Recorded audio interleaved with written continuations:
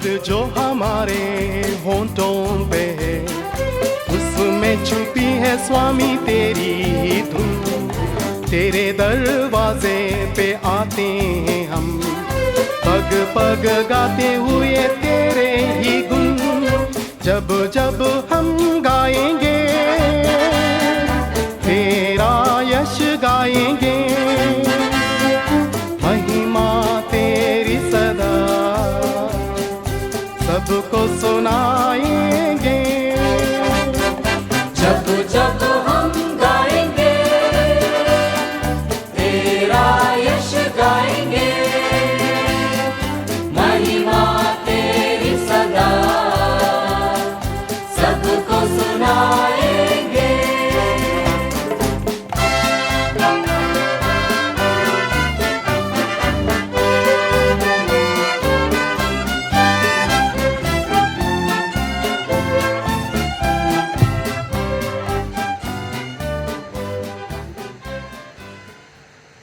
पिता और पुत्र और पवित्र आत्मा के नाम पर आमीन।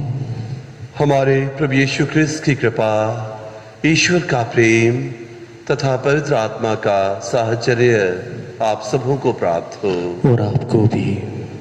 ख्रिस्त में मेरे प्यारे भाइयों बहनों और प्रिय बच्चों, आप सभी को जय यीशु की। आज इस पवित्र मिसा बलिदान में आप सभी का हार्दिक स्वागत है। प्रभु यीशु एक बहुत ही अच्छे शिक्षक थे, एक महान शिक्षक थे। स्वर्ग राज्य के गूढ़ रहस्यों को बहुत ही सरलता से वे अपने अनुयायियों को समझाते थे। लोगों के दैनिक जीवन की दिनचर्या से उदाहरण लेकर, चूंकि इस्राएल देश में उस समय लोगों का मुख्य पेशा खेती बाड़ी, मछली पकड़ना और पशुपालन था, तो प्रभु यीशु साधारण जनता को जो उनका अनुकरण करती थी, उन्हीं के जीवन से अलग अलग घटनाएं लेकर स्वर्ग राज्य की महान बातों को, गूढ़ रहस्यों को समझाया करते थे। यह एक अच्छे शिक्षक के गुण हैं। आज के सुसमाचार में हम लोग सुनेंगे कि प्रभु दो दृष्टांत अपने श्रोताओं को बताते हैं। पहला दृष्टांत जो है वो है स्वर्ग राज्य की तुलना एक राई के दाने के समान की गई है। प्रभु बताते हैं कि जो स्वर्ग का राज्य है वो राई के दाने के समान है, लेकिन जब धरती पर बोया जाता है, अंकुरित होता है, एक पौधे का रूप धारण करता है, तो वो बहुत बड़ा हो जाता है और आकाश के पंछी आकर उस पर बसेरा करते हैं।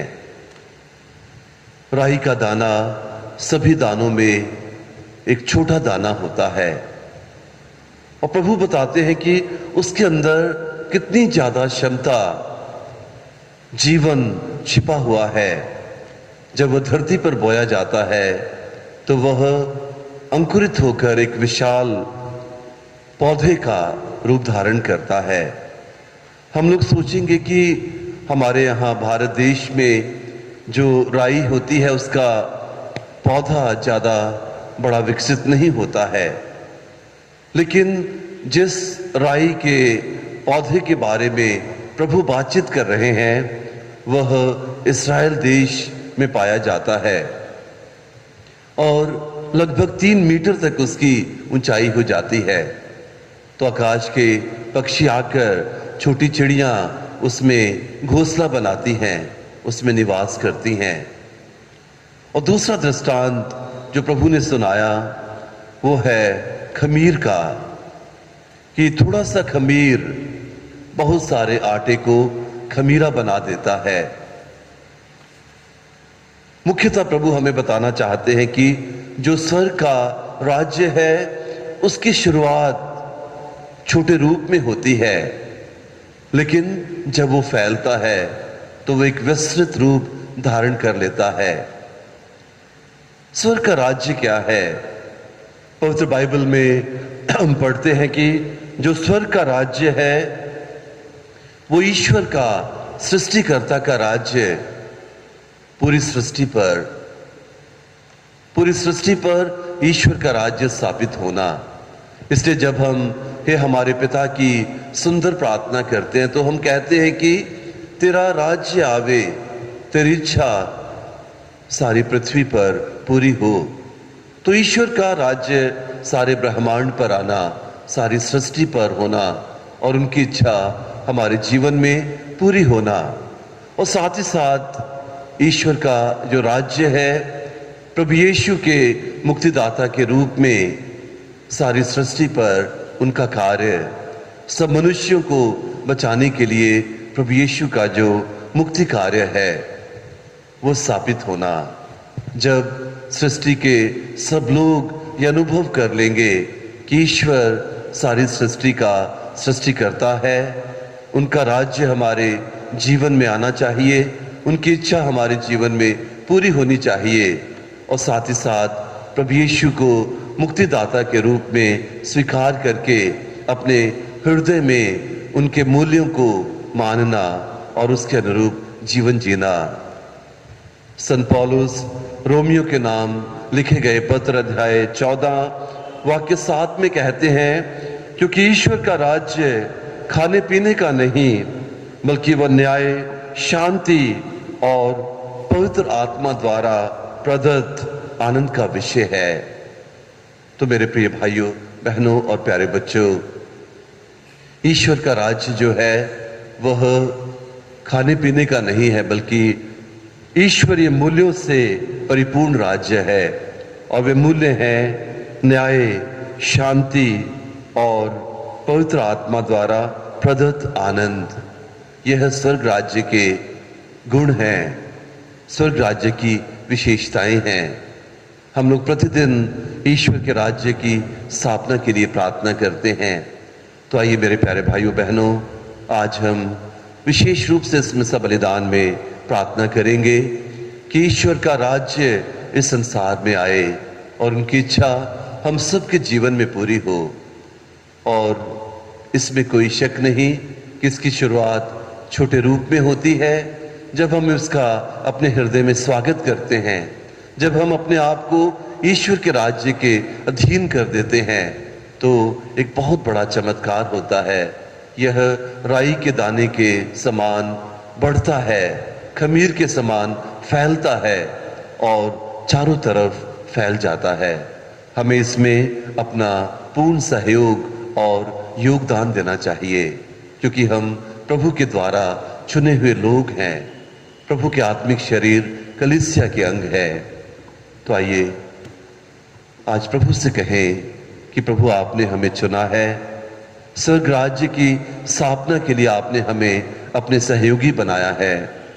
हमें पवित्र कर, पवित्र आत्मा के सामर्थ्य से परिपूर्ण कर, ताकि हम सक्रिय रूप से इस राज्य की स्थापना के लिए अपना पूर्ण सहयोग दे सकें और अधिक से अधिक प्रजा को इस राज्य में सम्मिलित कर सकें। आइए अब हम इस मिसा बलिदान में योग्य रीति से भाग लेने के लिए अपने अंतःकरण की जांच करें। अपने सभी पापों के लिए, दुर्बलताओं के लिए प्रभु से माफी मांगें।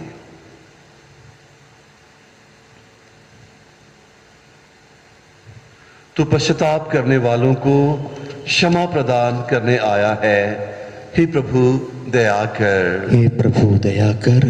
तू पापियों को बुलाने आया है, हे क्रिस्त दया कर। हे क्रिस्त दया कर। तू पिता के दाहिने विराजमान होकर हमारे लिए प्रार्थना करता है, हे प्रभु दया कर। हे प्रभु दया कर। सर्वशक्तिमान ईश्वर, हम लोगों पर दया करें और हमारे पाप क्षमा कर हमको अनंत जीवन प्रदान करें। आमीन। हम प्रार्थना करें।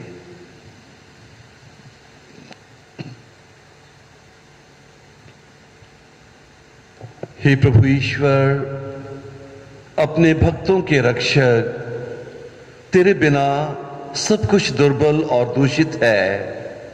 हमारे हृदय को अपने प्रेम से भर दे तथा मन को अपने प्रकाश से आलोकित कर, जिससे हम संसार की नश्वर वस्तुओं का सदुपयोग करते हुए अनश्वर वस्तुओं में मन लगाए रहें।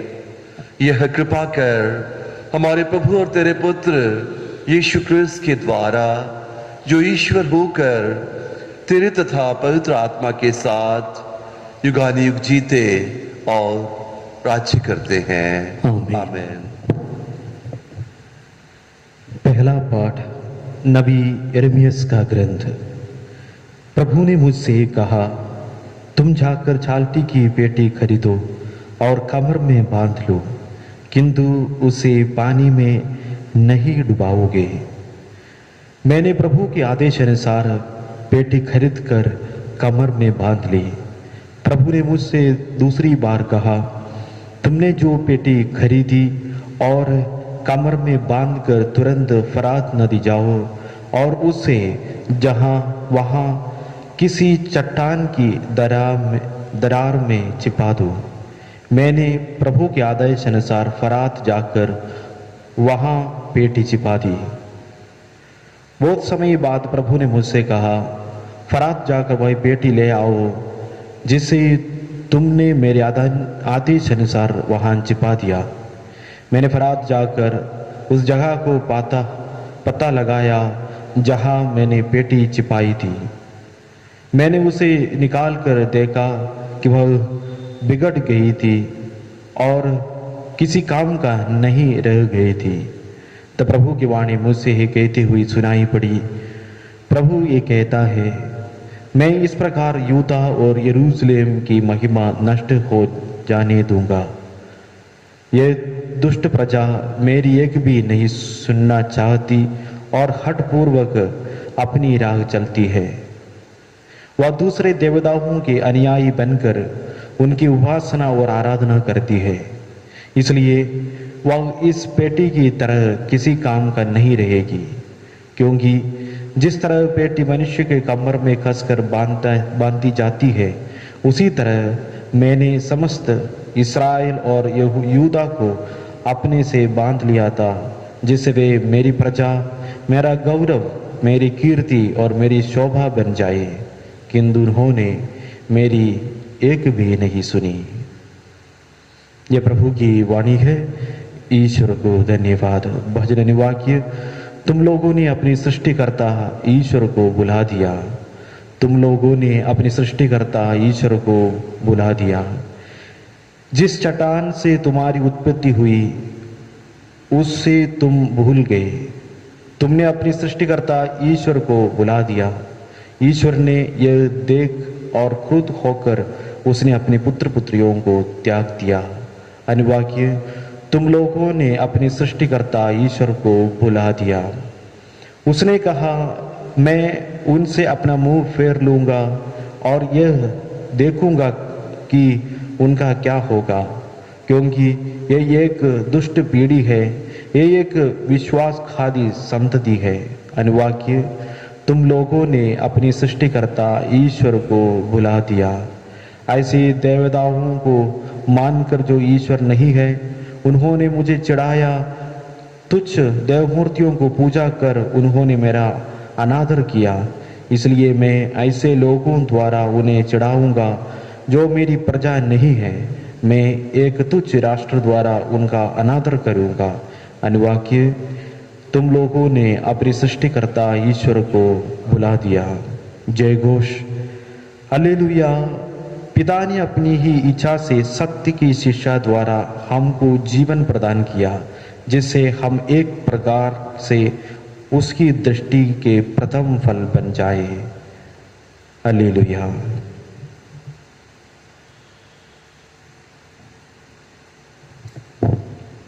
प्रभु आप लोगों के साथ हों और आपके साथ भी। संत मत्ती के अनुसार पवित्र सुसमाचार। प्रभु की जय।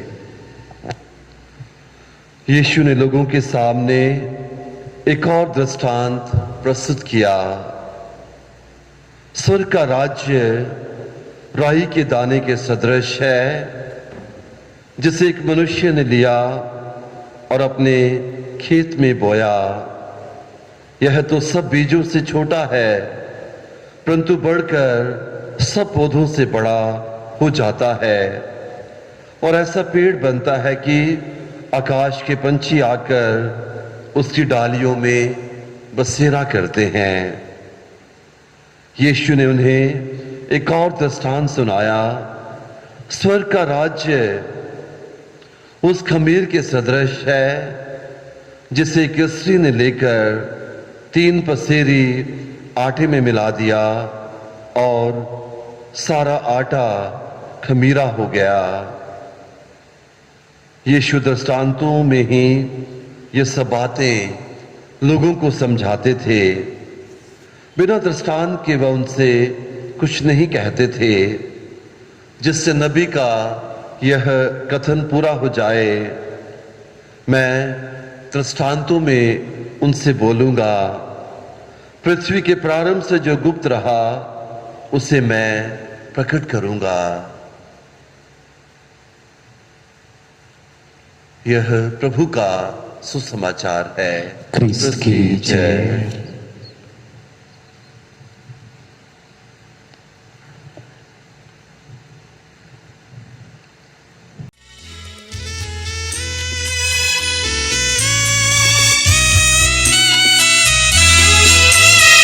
तुझको देने धन्यवाद हे पिता, दे हमें तेरी आशीष भेंट हम लाए।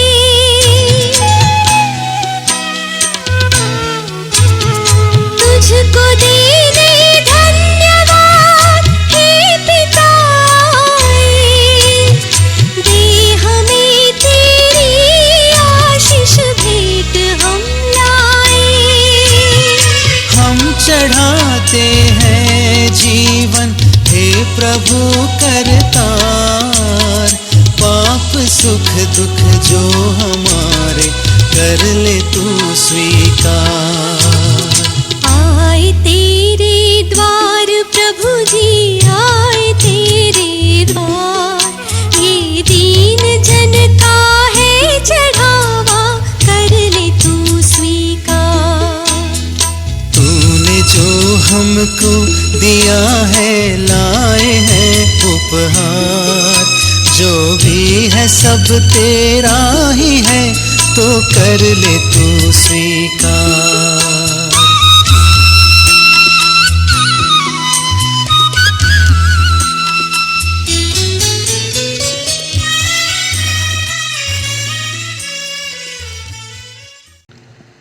भाइयों और बहनों, प्रार्थना कीजिए कि सर्वशक्तिमान ईश्वर मेरा और आप लोगों का यह बलिदान ग्रहण करें। प्रभु अपने नाम की स्तुति तथा महिमा के लिए और हमारी तथा अपनी समस्त पवित्र कलीसिया के लाभ के लिए आपके हाथों से बलिदान ग्रहण करें। हे प्रभु, हम तुझे ये उपहार चढ़ा रहे हैं, इन्हें तूने ही हमें प्रदान किया है। तेरी कृपा के प्रभाव से यह पावन बलिदान हमें इस जीवन में निरंतर पवित्र करे और अनंत सुख में पहुंचा दे। यह हमारी दीन प्रार्थना है हमारे प्रभु क्रिस्त के द्वारा। आमीन। प्रभु आप लोगों के साथ हो और आपके साथ भी। प्रभु में मन लगाइए। हम प्रभु में मन लगाए हुए हैं। हम अपने प्रभु ईश्वर को धन्यवाद दें। ये उचित और आवश्यक है। हे पूज्य पिता, यह परम उचित है, हमारा कर्तव्य तथा कल्याण है कि हम सदा और सर्वत्र अपने प्रभु क्रिस्त के द्वारा तुझे धन्यवाद दें। हम प्रेम पूर्ण हृदय से इनकी मृत्यु का स्मरण करते हैं, विश्वास के साथ इनके पुनरुत्थान की घोषणा करते हैं और अटल भरोसे के साथ इनके महिमापूर्ण आगमन की बाट जोहते हैं। इसलिए हम सभी दूतों और संतों के साथ तेरा गुणगान करते हैं। पवित्र पवित्र पवित्र प्रभु विश्वमंडल के परमेश्वर, स्वर्ग और पृथ्वी तेरी महिमा से परिपूर्ण है। स्वर्ग में प्रभु की जय, धन्य है वे जो प्रभु के नाम पर आते हैं। स्वर्ग में प्रभु की जय। हे परम पिता, तू वास्तव में पवित्र है, सारी पवित्रता का स्रोत है। हम तुझसे निवेदन करते हैं, तू ये उपहार अपनी आत्मा के संस्पर्श से पवित्र कर दे कि हमारे प्रभु यीशु क्रिस्त का शरीर तथा रक्त बन जाए। जिस रात को यीशु स्वेच्छा से मृत्यु के लिए सौंपे गए, उन्होंने रोटी ली, तुझे धन्यवाद दिया और रोटी तोड़कर उसे अपने शिष्यों को देते हुए कहा, तुम सब इसे लो और खाओ, यह मेरा शरीर है जो तुम्हारे लिए बलि चढ़ाया जाएगा।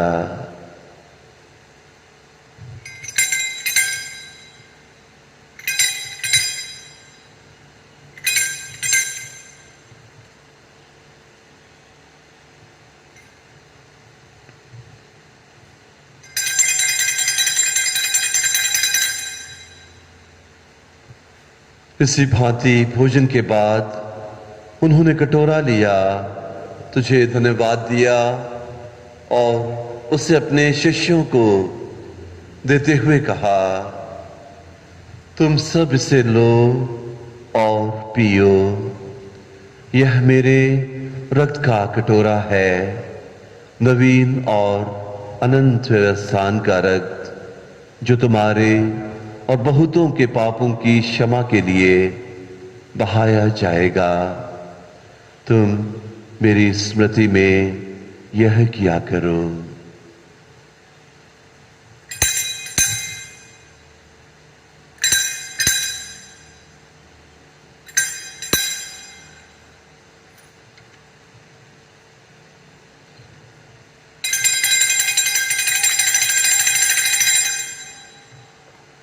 यह है हमारे विश्वास का रहस्य। क्रिस्त मर गए, क्रिस्त जी उठे, क्रिस्त महिमा के साथ फिर आएंगे। हे परम पिता, यह आज्ञा मानकर हम अपने प्रभु की मृत्यु और पुनरुत्थान की स्मृति में तुझे जीवन की रोटी और मुक्ति का कटोरा चढ़ाते हैं। हम तुझे धन्यवाद देते हैं कि तूने हमें अपने सम्मुख उपस्थित होने और अपनी सेवा करने का सौभाग्य प्रदान किया है। हमारा नम्र निवेदन है कि हम सब जो क्रिस्त का शरीर तथा रक्त ग्रहण करते हैं, पवित्र आत्मा के द्वारा एकता के सूत्र में बंधे रहें। प्रभु और हमारे संत पिता फ्रांसिस, हमारे धर्माध्यक्ष फ्रांसिस और सभी याजकों के साथ विश्व भर में फैले अपनी कलीसिया की सुध ले तथा इसे प्रेम में सद बना दे। हे प्रभु, हमारे उन भाई बहनों की भी सुध ले जो पुनरुत्थान की आशा में परलोक सिधार चुके हैं। उन्हें और सभी मृतकों को अपने पुण्य दर्शन का सौभाग्य प्रदान कर हम सब पर दया दृष्टि डाल कि हम भी अनंत जीवन के सौभागी बने और ईश्वर की माता धन्य कुंवारी मरियम, धन्य संत यूसुफ उनके वर, प्रेरित गण और सब संतों के साथ जो युग युग में तेरे विश्वस्त सेवक सेविकाएं बने रहें, तेरा स्तुतिगान कर सकें तेरे पुत्र यीशु क्रिस्त के द्वारा।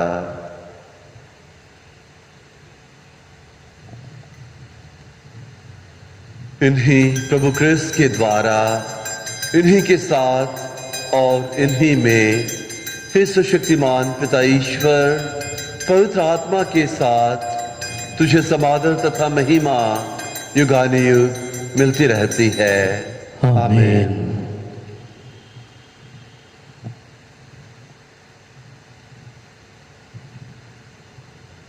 आइए हम सब एक साथ मिलकर पिता ईश्वर से प्रार्थना करें कि उनका राज्य इस संसार में आए और उनकी इच्छा हम सबके जीवन में पूरी हो। हे हमारे पिता, जो स्वर्ग में है, तेरा नाम पवित्र किया जाए, तेरा राज्य आवे, तेरी इच्छा जैसे स्वर्ग में है वैसे इस पृथ्वी पर भी पूरी हो। हमारा प्रतिदिन का आहार आज हमें दे, और हमारे अपराध हमें क्षमा कर, जैसे हम भी अपने अपराधियों को क्षमा करते हैं, और हमें परीक्षा में न डाल, परंतु बुराई से बचा। हे प्रभु, हम तुझसे प्रार्थना करते हैं, सभी बुराइयों से हमें बचा, और इस जीवन में हमें कृपा पूर्वक शांति प्रदान कर। हम तेरी दया से सदा पाप से दूर और हर विपत्ति से सुरक्षित रहें, और उस दिन की प्रतीक्षा करते रहें जब हमारे मुक्तिदाता यीशु ख्रिस्त फिर प्रकट होकर हमारी मंगलमय आशा पूरी करेंगे। क्योंकि तेरा राज्य, तेरा सामर्थ्य और तेरी महिमा अनंत काल तक बनी रहती है। हे प्रभु यीशु ख्रिस्त, तूने अपने प्रेरितों से कहा है, मैं तुम्हारे लिए शांति छोड़ जाता हूँ, अपनी शांति तुम्हें प्रदान करता हूँ। तू हमारे पापों पर नहीं, अपनी कलीसिया के विश्वास पर दृष्टि डाल और उसे शांति तथा एकता प्रदान कर। तू युगानुग जीता और राज्य करता है। आमीन। प्रभु की शांति सदा आप लोगों के साथ रहे, और आपके साथ भी। हम परस्पर शांति अभिवादन करें। हे ईश्वर के मेमने, तू संसार की पाप कर लेता है, हम पर दया कर। हे ईश्वर के मेमने, तू संसार की पाप कर लेता है, हम पर दया कर। हे ईश्वर के मेमने, तू संसार की पाप कर लेता है, हमें शांति प्रदान कर। हे प्रभु यीशु ख्रिस्त,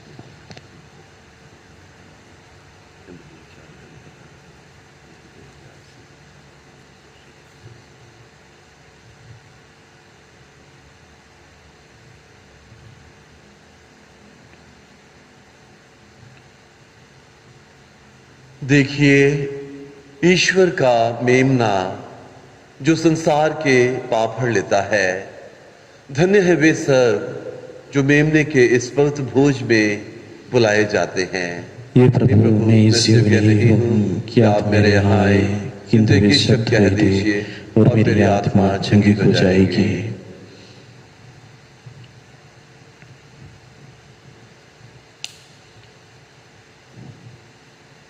ख्रिस्त का शरीर तथा रक्त अनंत जीवन के लिए मेरी रक्षा करता रहे। हे मेरे यीशु, मैं विश्वास करता हूँ कि आप इस महान एवं पवित्र संस्कार में उपस्थित है। मैं आपको सब कुछ से अधिक प्यार करता हूँ, और मैं अपनी आत्मा में आपको ग्रहण करना चाहता हूँ, जो कि इस समय में संस्कारिक रूप से ग्रहण नहीं कर सकता हूँ। आप आत्मिक रूप से मेरे हृदय में आइए। मैं आपको गले से लगाता हूँ, जैसे कि आप पहले से ही यहाँ हैं, और मैं अपने आप को पूर्ण रूप से आपसे संयुक्त करता हूँ। मुझे कभी भी अपने से अलग नहीं होने दीजिए। आमीन।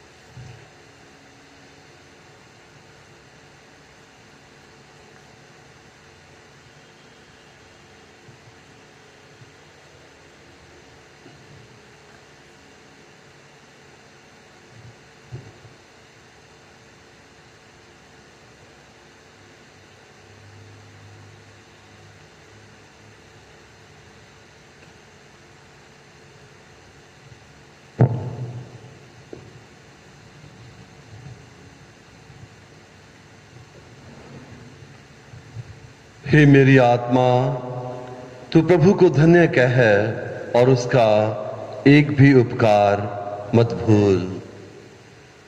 हम प्रार्थना करें। हे पावन पिता, हमने तेरे पुत्र के दुख भोग की अमर स्मृति का यह संस्कार ग्रहण किया है। उन्होंने अगाध प्रेम से प्रेरित होकर हमें यह संस्कार दिया है, तो उससे हमारी प्रार्थना है कि यह हमें मुक्ति प्रदान करे, उन्हें हमारे प्रभु क्रिस्त के द्वारा। आमीन। प्रभु आप लोगों के साथ हो और आपके साथ भी। सुशक्तिमान ईश्वर पिता और पुत्र और पवित्र आत्मा आप सभी को अपना आशीर्वाद प्रदान करे। आमीन। आप लोग विदा लें। क्रिस्त की शांति साथ रहे। ईश्वर को धन्यवाद।